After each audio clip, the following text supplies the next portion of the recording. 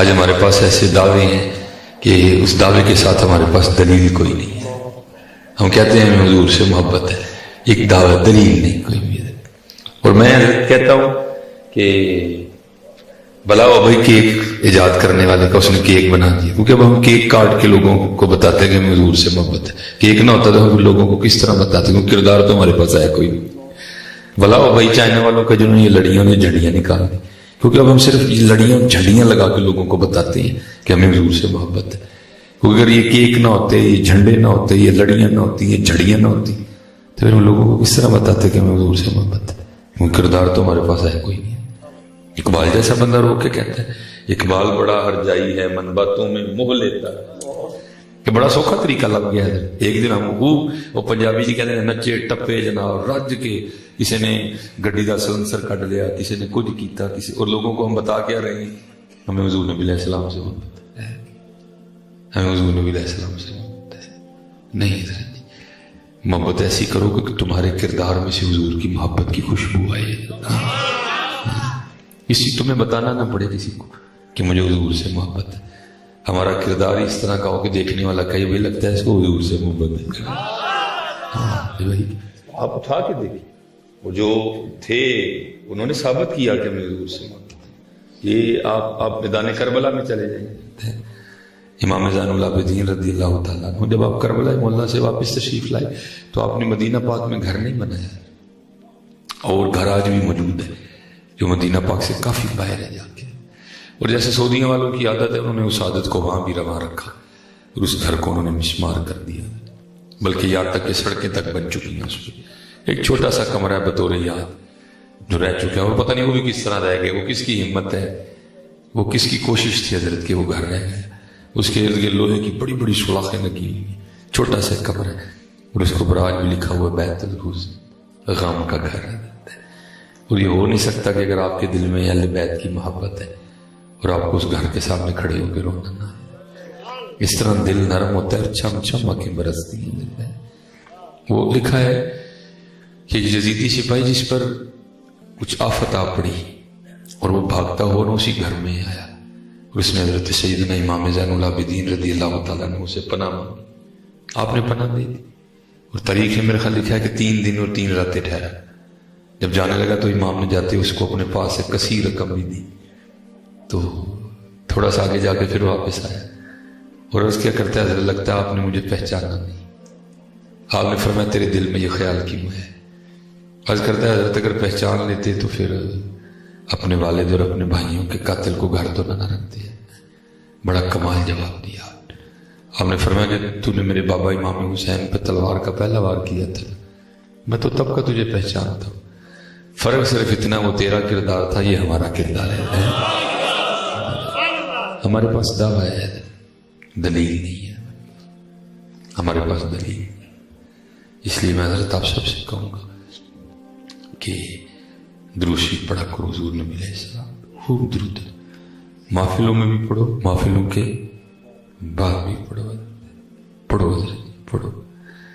اور میں کہوں گا اگر کوئی یہاں ہمارے کو سراخاں بیٹھے، میں آپ سے گزارش کروں گا پختہ جملے پڑھو، ہر ایک کو نہ پڑھو ہے، اپنے امام صاحب کو پڑھو، امام حسن رضا صاحب کو، اپنے بزرگوں کو پڑھو. نعت لکھنا حضرت جی ہر بندے کے واس کا روگ نہیں ہے، ہر بندہ نہیں نعت لکھ سکتا ہے. یہ کوئی نہیں ہے کہ جس کسی کو نبی علیہ السلام سے محبت ہے تو وہ نعت لکھنا شروع کر دے گا. نعت لکھنے کے لیے علم کا ہونا ضروری ہے. مقام الوہیت کیا ہے، مقام نبوت کیا ہے، اس کی خبر ہونی چاہیے بندے کو. اور پختہ جملے دو. ہم جب بچپن میں پڑھتے تھے نا تب لکھنے والے تو با کمال تھے، پڑھنے والے بھی با کمال ہوا کرتے تھے. تو پھر ہمارے وہاں پختہ جملے پڑھے جاتے تھے. پختہ جملے سے مراد جو آپ کو کچھ دے. مثلا ہمارے بچپن میں یہ نعت بڑی پڑی گئی، کیا دل یاد لئی بنایا ہے. بھائی کو بات تو پتہ لگی کہ دل کس لیے بنا ہے، یاد کے لیے بنا ہے. دل یاد لئی بنایا ہے، تعریف لئی زبان، اکھیاں بنائیاں سونے دے دیدار واسطے.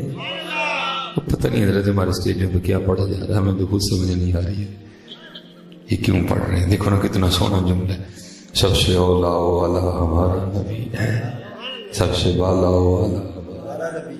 کون دیتا ہے دینے کو منہ چاہی، دینے والا ہے سچا ہمارا نبی۔ کرن و بدلی رسولوں کی ہوتی نہیں، چاند بدلی سے نکلا ہمارا نبی۔ پتہ نہیں جملے، اور پتہ ہے کیسے بہار نام کیا ہے؟ نہیں وہی لوگ نہیں سنتے، اور کاکا لوگ تے سنتے نے، تو سنانا نہیں چاہتا ہے، سنانا نہیں، تو کہنے کو جائیں دا سناواں کہ ہاتھ جیباں چ جان، نہیں بزرگوں کو پڑھو، نعت پڑھو، بزرگوں کو پڑھو، بزرگوں کو پڑھو، خاموشی جہاں بھی ہیں یہ حضرت یاد رکھیں، جب رحمت برستی ہے وہ یکساں برستی ہے، یہ نہیں کہ جڑے اسٹیج تے بیٹھے نے تے بہتی اے بھاویں سارے خالی رہ جائیں، یہ بھی میں آپ کو بتا رہا ہوں، یہ بھاویں سارے خالی رہ جائیں، جڑا وہ پرے نکرے کھلو رہے ہیں کہ نہیں یار میں کسی نے تکلیف نہیں دینی، ہو سکتا ہے جانے بھر کے بھیج چھڑے، کیوں کیا کو خواص بیٹھنے سے ملتا ہے؟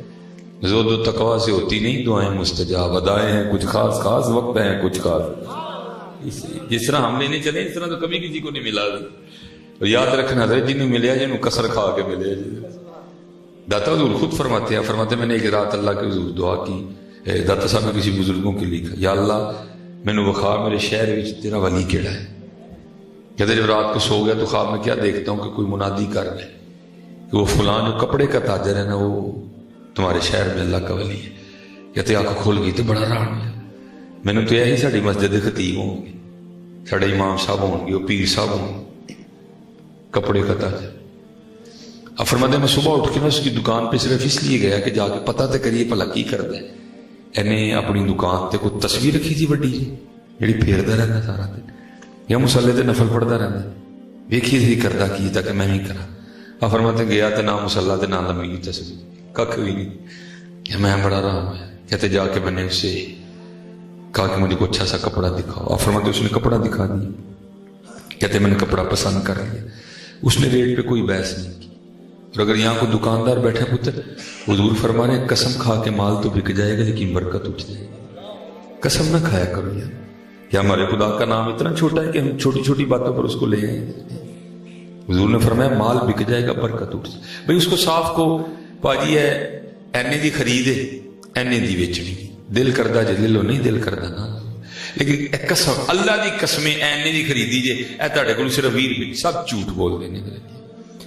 میں 6 سال لاہور پڑھتا رہا، مجھے پتا ہے جی کیڑی شے کیڑے کیڑے بھاؤ ملتی ہے، قتل نہ کرو، سچ بولو۔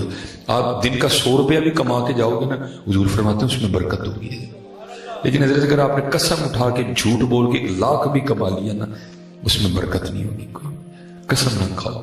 اب فرماتے ہیں اس نے کوئی ریٹ پہ بے بحث نہیں کی، کچھ میری مانی کچھ اپنی منا لی۔ اب فرماتے ہیں میں جب جیب میں ہاتھ ڈالے نا پیسے دینے کے لیے، تو فرماتے مجھے کہتا ہے حضرت اگر ایک بات کہوں تو مانیں گے؟ فرماتے میں لگا ہی راز کھولنے، دسو جی۔ فرمانے لگے یہی کپڑا یہی کوالٹی آپ کو سامنے دکان سے مل جائے، مجھ سے نہ خریدیں اس سے خریدیں۔